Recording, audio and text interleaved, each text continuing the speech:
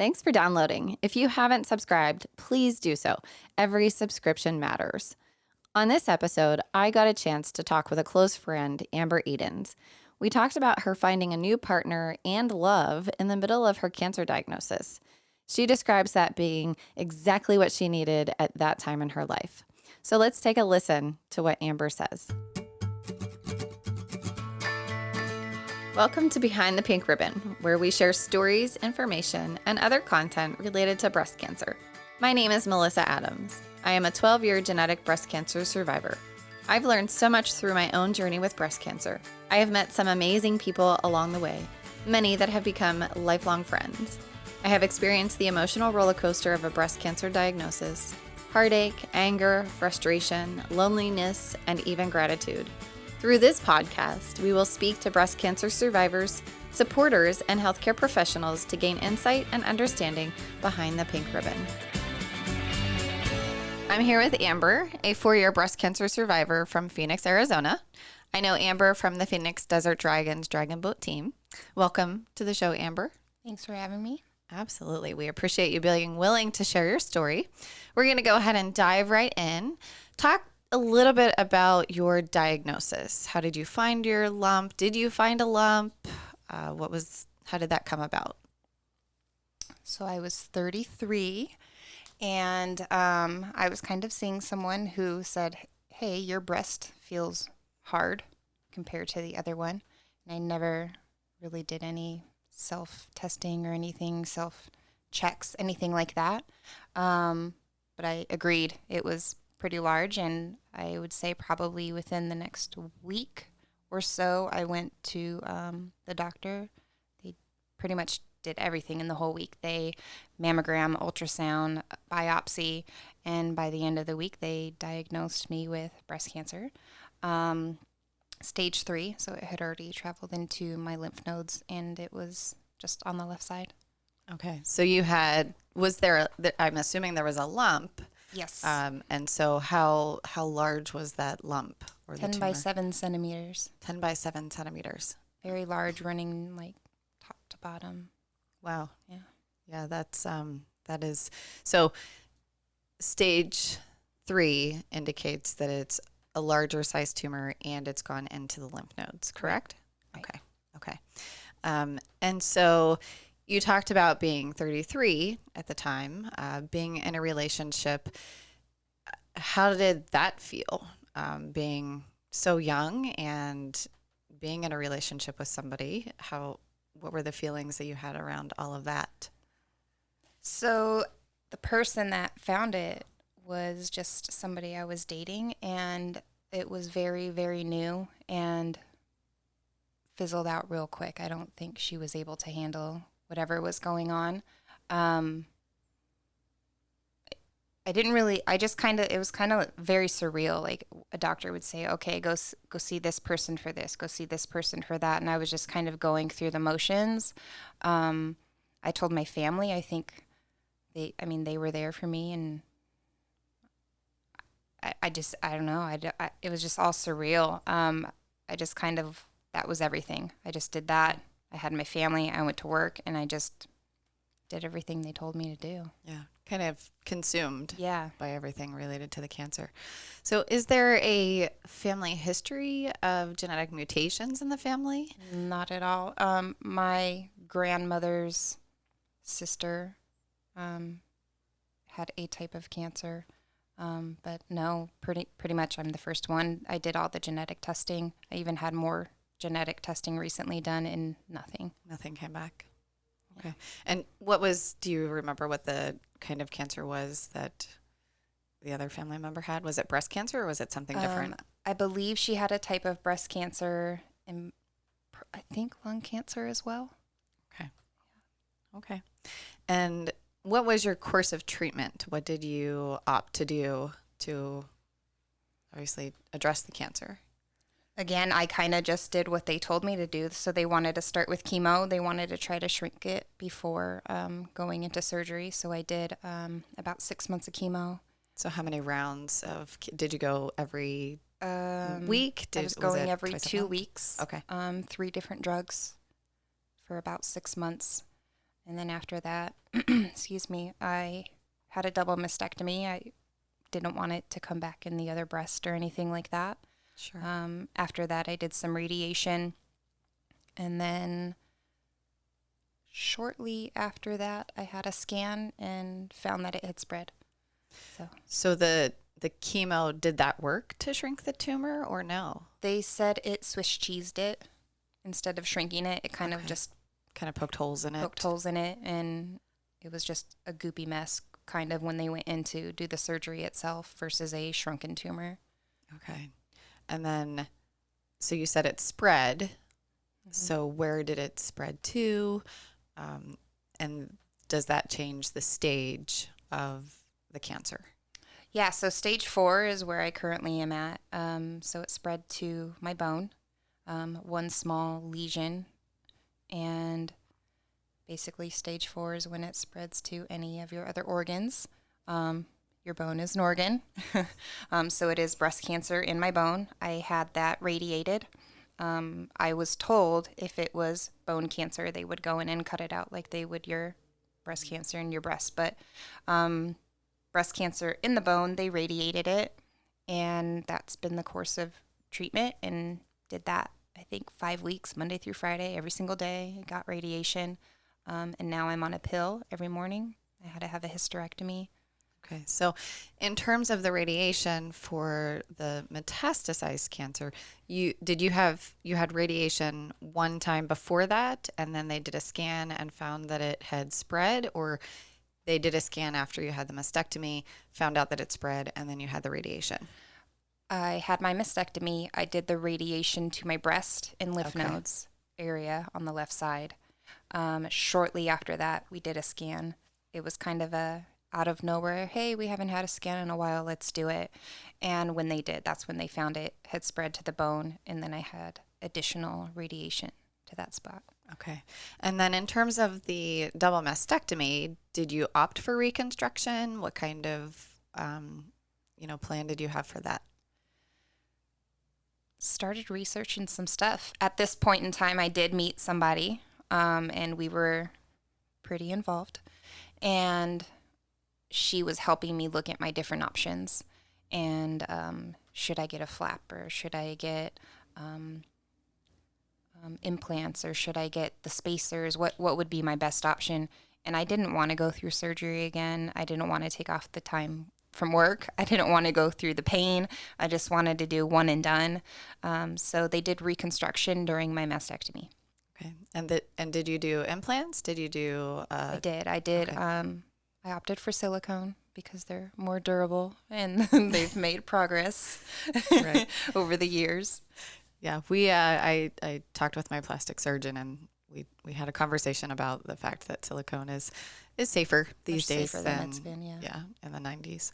Yeah. So you mentioned that you started dating someone, and that person was helping you kind of explore your options. So how did that kind of come about? I mean, in the middle of your cancer treatment, it sounds like you met this person, and so how did that kind of come about? And I mean, it sounded like she was very accepting to be able to sit down and have a conversation about implants or using your own tissue. So talk a little bit about that. Well, she had moved back here from Oklahoma. She's an Arizona native, and both of our friends had just kind of talked us into online dating, and that's how we met. And once we met, that was it, and we were been pretty much inseparable ever since. But like I said in the beginning, I was just, this doctor would tell me go see that doctor. I would go to whomever they recommended. But she really took the time to research, like, what is best for me long term. For example, when it had spread to the bone and I was seeing a certain oncologist, she's like, it's time for you to go see somewhere else. Go to somewhere else.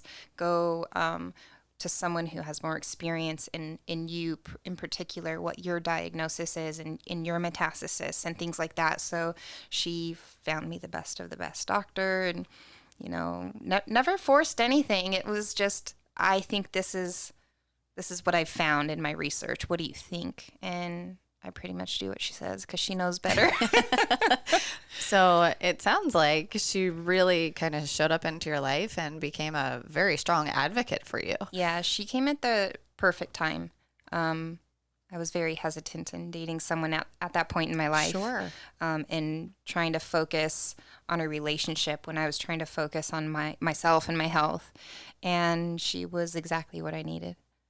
That's wonderful. I love that story. Don't cry. Super happy. I won't cry. Not yet. So you said that you take one pill a day right now. How long have you been taking that pill, and what is that pill? What are you taking? So initially, after surgery, they started me on anastrozole, and it was to suppress my hormones because my breast cancer initially was hormone driven. I had ended up getting a hysterectomy after I found out that it had spread to get rid of those hormones because they were giving me shots in my belly to put me in Into menopause. Got it. And I didn't like it. There was like the size of a piece of rice. It was huge.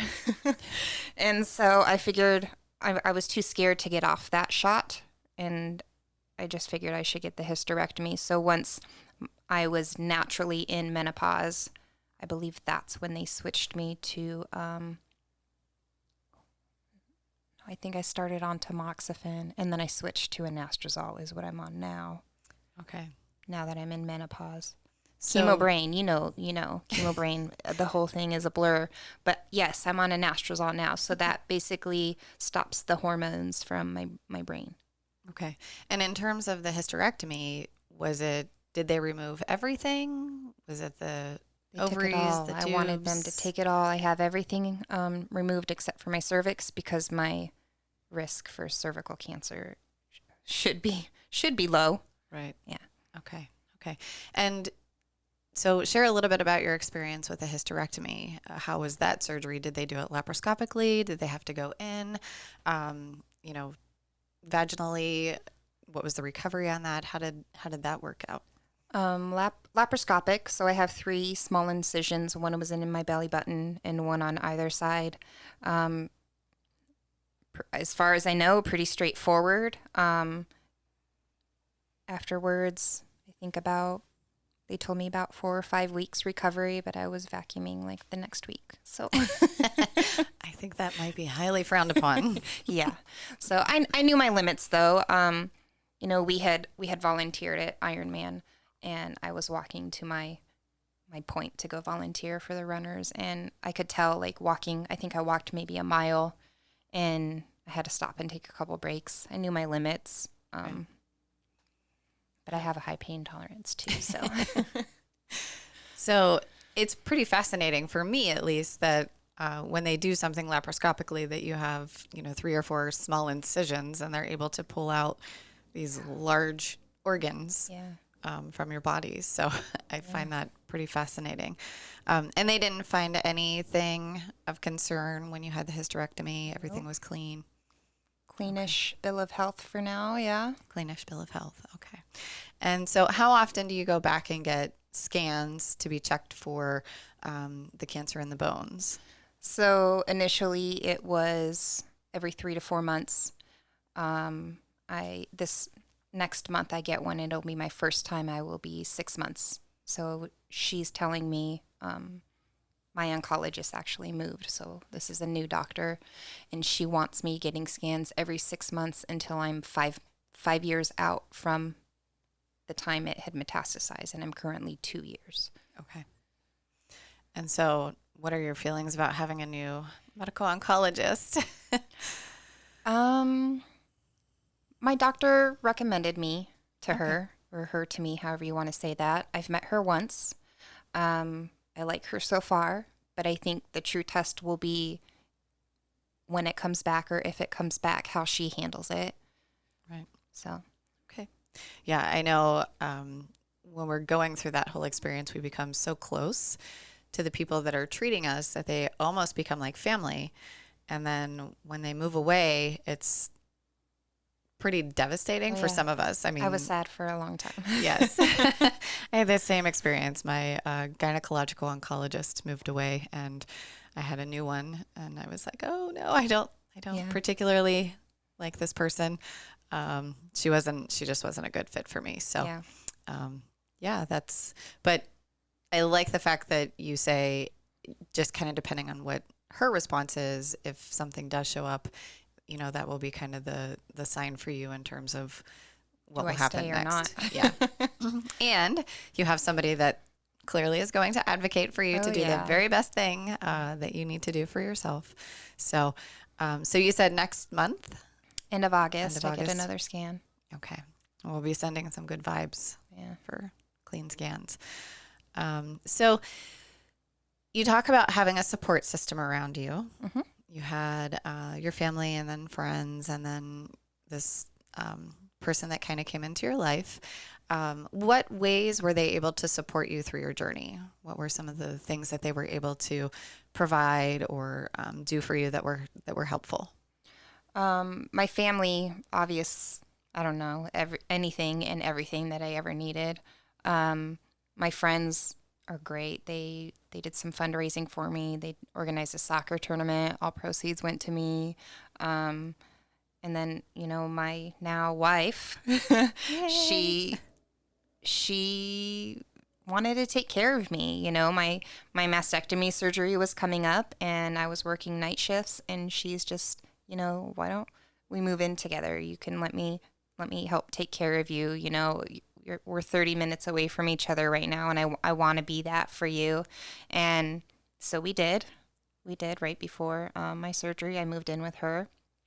And again, like I said, she researches everything, whether it's my doctors or medications or, foods that we need to be eating. She really wants to take care of me, and it's awesome. So.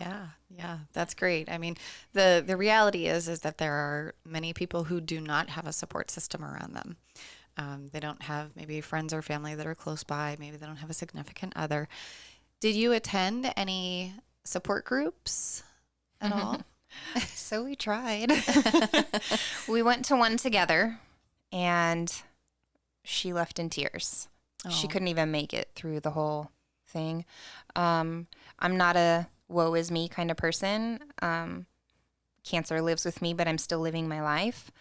And no offense to the women in that group, maybe it's something that they need, but everyone went in there telling a sad story. And, I know that I'm stage 4 and I'm not like curable, but at the same time, I am 2 years out, and the more time I can have without having bad scans, like I know that's the longer I'm going to live. But some of these women in there using the word terminal, I hate that word. I'm terminal. I just feel like technically, yeah, I'm terminal, but I don't see it that way. Like I still live day to day, doing what I want to do day to day, knowing that, next year we're planning a big trip together. I'm going to be here for it. I don't think, tomorrow is not coming for some reason. I'm not going to think like that, I don't know. Wow. So that wasn't for me. It wasn't for me. I have found other things that are more for me, like dragon boating, being with like people having the same diagnosis, and it's not a woe is me, because that's not me. Right. Yeah. Well, and I think that's really powerful in terms of your thoughts around it. There are definitely two ways of thinking about it. One is I'm terminal, and, we know that terminal means the end. Yeah. And so, or thinking of it kind of the way that you are, in terms of having positive thoughts around it, and I'm going to be here, and I'm going to do these things. So I think that's a really powerful message for anyone who may also be in the same position of being stage 4, to really, really kind of go through, be in the present moment, and holding on to positive thoughts versus kind of the negative thoughts. I think you have to. I think life in general is too sad sometimes, to think like tomorrow's my last day or whatever, I feel like having a healthy mindset is healthy for your body. And I want to continue to think that I'm going to be able to do what I want to do for the next 10 or 20 years. Yes. Absolutely. And we hope so. Yeah. For sure. For sure. So I know that you were in the military. Mm-hmm. And did this come when you were involved in anything related to the military, or was this after you were finished? I had been out of the military. I did 5 years right out of high school. Okay. So I had been out for probably 8 or 10 years before my diagnosis. Okay. But now you're a night shift nurse, or maybe you're not now, but you I was were never a nurse. Okay. Yes, I did night shift. I was a respiratory therapist. Okay. And they have expanded and made a new job position, so vascular access. Okay. But I switched over to days, which is another healthy life improvement for me. Right. And so you were working, Mm-hmm. obviously, during the time of this. Mm-hmm. How flexible were they in terms of you going for your treatments? Right. Obviously, chemo tires you out, Mm-hmm. radiation wears you Mm-hmm. down. I mean, there are just so many parts of this for a length of time that obviously interferes with many parts of your life. So how was work for you? The people at work were very accommodating to whatever I needed. If I needed to take time off or whatever. I mean, the day that I got diagnosed, I was supposed to work that evening, and I called my boss crying, saying I couldn't come in. No big deal. Like, whatever you do, take as much time as you need. Working night shift was hard, though. Just being tired and trying to last 12 hours. So I do 3 12-hour shifts a week. I would pretty much work 12 hours, go to chemo, take a nap, and go home and be off for the next couple days, because that's how my schedule would work for me. The hardest part was radiation, because that was Monday through Friday. So I was living in Glendale, receiving radiation in Scottsdale, and my oncologist was in Sun City. So I was driving all over the city and So working Glendale night shift. to Scottsdale is like 40 minutes. Yeah. And then Scottsdale to Sun City. Yeah, I don't know. It was way too much driving. So Yeah, that's a long time. yeah, but now having the oncologist that I do, being able to do everything in one hospital is much better. Yeah. Whether I'm working day or night, it would have been perfect. Right. Well, I'm glad to hear too that, work was pretty accommodating for you. And I totally get the whole radiation, like wearing you thin. And I don't know if it's the impact of the radiation. I don't know if it's just the fact that 5 days a week you're going and you're, getting undressed and getting the robe put on and laying down in the machine and being zapped and, all of that stuff, or, what it is. But I had the same experience. Mm-hmm. I was just totally exhausted and kind of did the same thing. I just needed to rest. Yeah. And that's just what I did. So, Yeah. Is there anything that you would say you learned from cancer that was kind of unexpected? Or maybe the most valuable lesson that you might have learned through the journey? I did find out who I can really depend on, like friendship-wise. I have a friend who I've known since 5th grade, and we don't always talk, but I know anytime I need her, she's there, and she has been. Having my different friends from work or from soccer or whatever, just being there for me, knowing which ones I could depend on. Hey, I'm not feeling well. Can you take me to the doctor? Or, hey, could you bring me some soup or something? And not even having to ask most of the time, them just asking me what I needed. It's nice to know who, especially as you get older, which friends are your real friends, and I would die for them. I would do anything for them, and I know who would do that for me. So Yeah, it's kind of amazing sometimes in terms of who shows up. Yeah. to And help. continues to 4 years later. Yeah, absolutely. Yeah. For sure. So being so young, being in a new relationship at the time of diagnosis, and so many other things about your story being stage 4, is there anything that you would have to offer in terms of advice for anyone that maybe they're newly diagnosed, maybe they're 33 or young, maybe they're in a new relationship, maybe they've just learned that their cancer has spread. Is there anything that you could offer? And you don't need to hit on all of those, but if there's anything that you could offer for advice for any one of those specific things that you think might be helpful for our listeners. I think my biggest regret is not taking the time in the beginning and just doing what the doctor said. I never froze eggs. I never did anything like that. And I'm at a point, I don't know if I would have wanted to have children or not, but I think knowing that there are options out there and there are places that can help you financially because you are being diagnosed to take care of those things, exploring that option, knowing that there are a lot of resources out there if you reach out to somebody. I just recently reached out to Michaela, who sent me stuff on to help out breast cancer survivors, to help out their children. I didn't know all these resources were out there, it's a lot to take in. And, I was just kind of doing as I was told, but kind of sit back and take it in for a second and make sure you are doing what you really want to do, Yeah.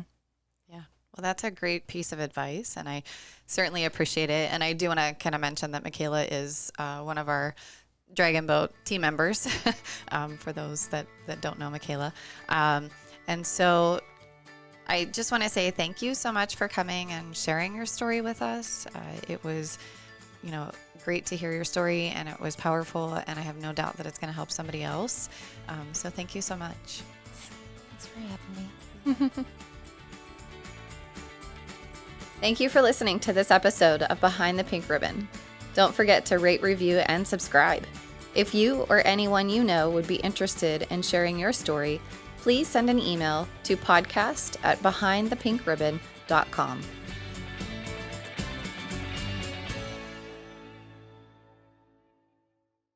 You've been listening to Behind the Pink Ribbon, produced by American Creative Consulting, mixed and mastered at Riverview Podcasting Studios. For more information, please visit designbyacc.com.